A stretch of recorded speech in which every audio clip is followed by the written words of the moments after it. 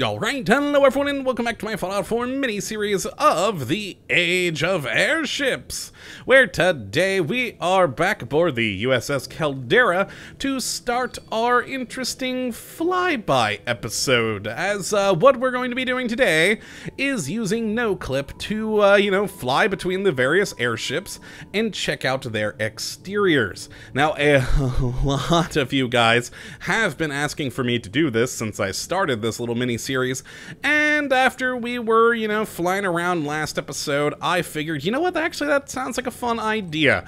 And so, yes, we are going to be doing that, and I figured this would be a good starting point, since not only is the Caldera beautiful, but it's also got a pretty good close proximity to a couple of their airships. So let's just take a quick look at the exterior of the Caldera here. An absolutely amazing naval vessel. Not exactly an airship, as the rest of the mod is, but still simply gorgeous. It's got the great smokestacks, the guns all over the place, the rigging even, modeled. It is just an awesome, awesome piece of mod building. And what's even cooler is the next update for this. He's been working on a bigger battleship, and it looks gorgeous. And of course, weather's turning on me again, so let's change that and start heading up towards the Agamemnon, which of course is our primary hub airship for the vast majority of the things we've been doing. And yeah, I'm looking forward to seeing the outside of this. I actually haven't really paid much attention to its exterior, though I have noticed from just a quick fly around, the tail end of the airships are all pretty similar. They're pretty much all roughly this style using these same parts, which, makes sense. Once you find one thing that works for this, you're gonna keep rolling with it, considering the parts involved. But yes, a beautiful tail end made of some large rusty metal. It looks like roadblocks? Yeah, it looks like roadblocks. Cool. Cool.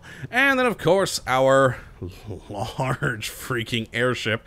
So as you can see, not quite as gorgeous as the interior that we, of course, have come to love, but still of just a surprisingly well-made thing.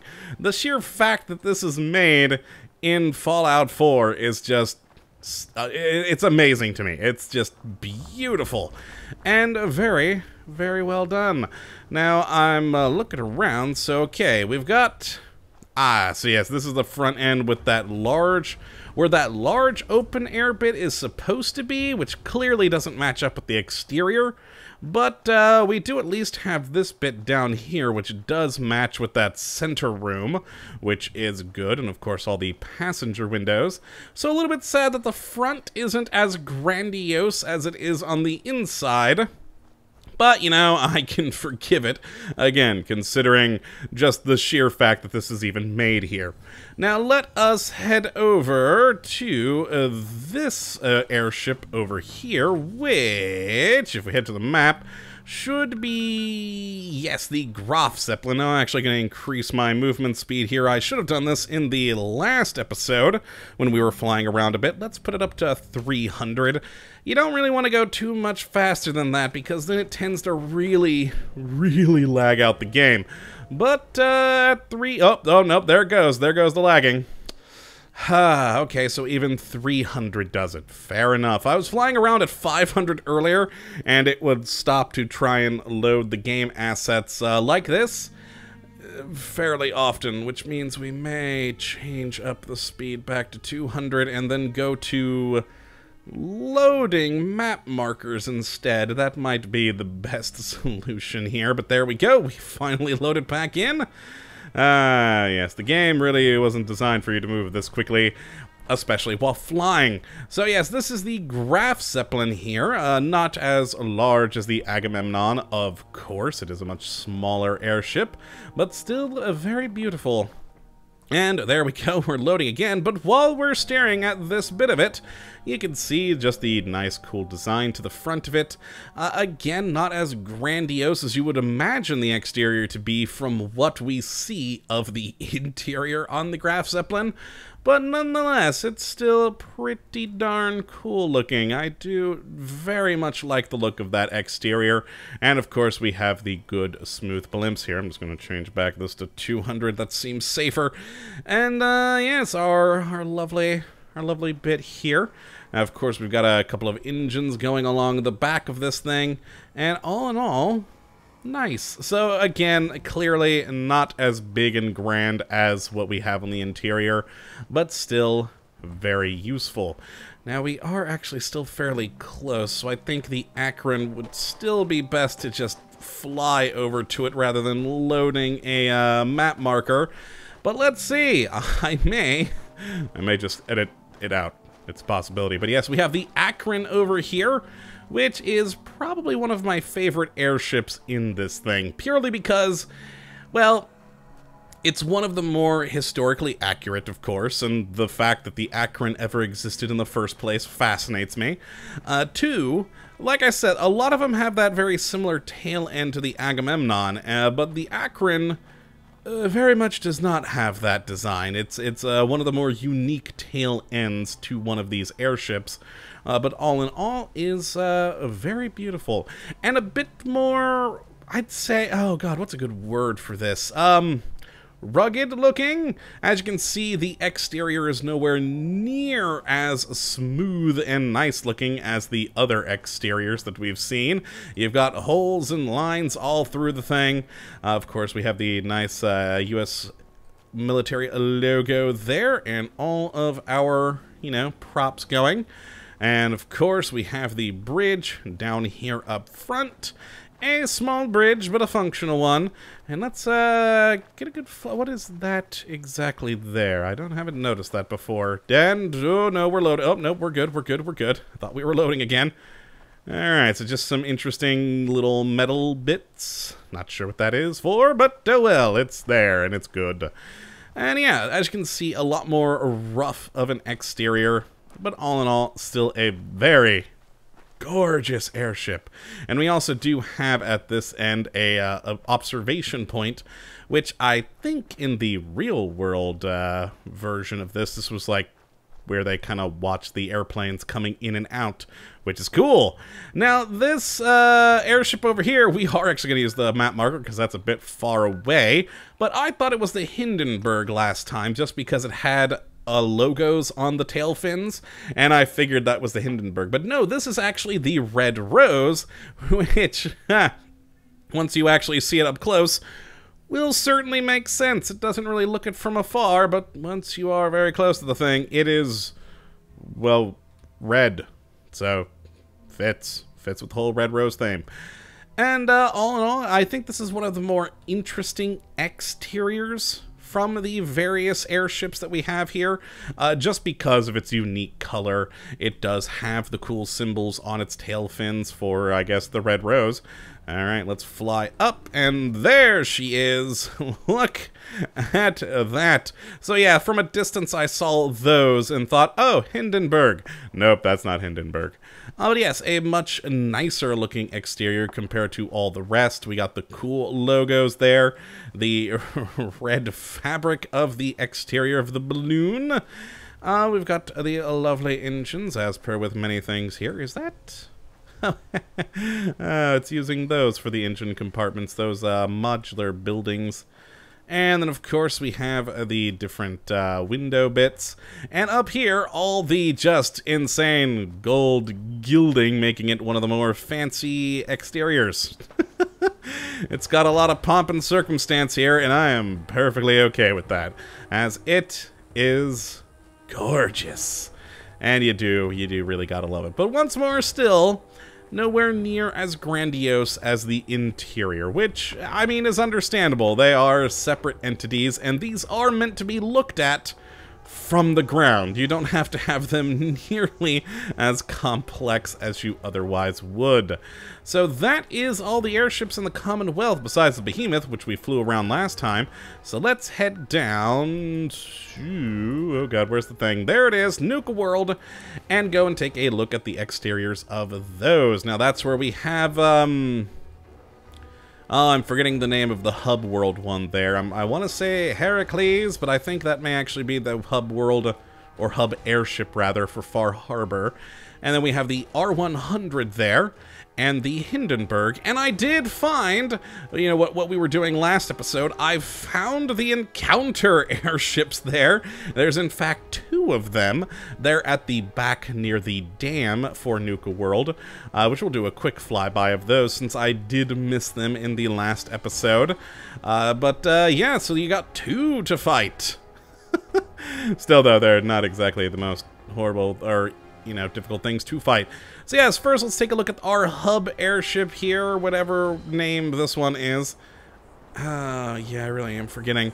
But a beautiful little airship. I like the design of this one just because, you know, these hubs, these smaller hubs, I don't know, they're smaller airships that I would love to have.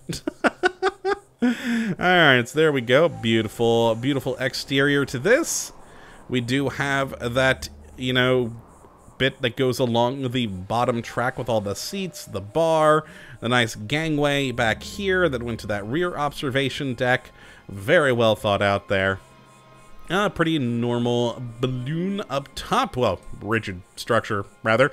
And then this one a little bit different of a tail fin, still using the same, you know, road barriers, but a much thinner bit on the, I guess, you know, primary fin section.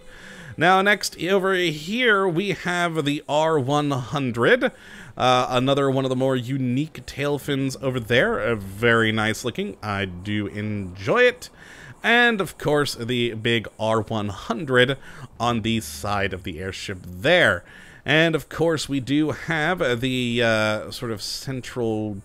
Oh, God, what is the proper name for that gondola? Is it still a gondola when it's on a rigid airship? I'm not sure.